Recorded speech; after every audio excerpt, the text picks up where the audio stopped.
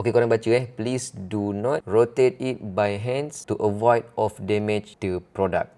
So benda ni boleh berpusing tau. Cara nak bagi dia berpusing, korang kena touch bahagian depan ni. Bila korang touch je, dia akan berpusing macam ni. Benda ni siap ada sayap lagi. Ada sebelah kiri, ada sebelah kanan. Okey, sebenarnya ini adalah satu alat untuk korang cas handphone korang menggunakan wireless charging. So korang cucukkan kabel type C kat sini, jadi dia boleh terus guna. Korang punya phone ada wireless charging, tak kisahlah phone apa pun, yang penting ada wireless charging.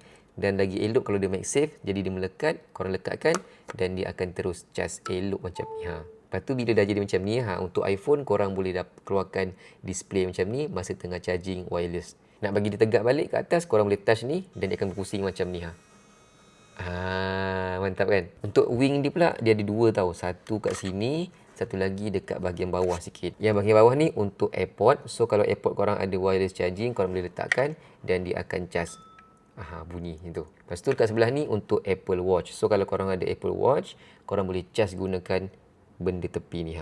Dah habis guna benda tepi ni, korang boleh tutupkan balik, simpankan semula. Sama kedua-duanya. Cantik sebenarnya kalau korang letak dekat korang punya meja kerja, sebab korang boleh cas handphone korang. So kalau macam korang punya handphone bateri habis, letakkan aja dan dia akan terus cas. Dan lagi best, dia ada juga lampu kat sini tau. So kalau korang cas phone korang, akan keluar lampu warna biru macam ni. Cantik kan?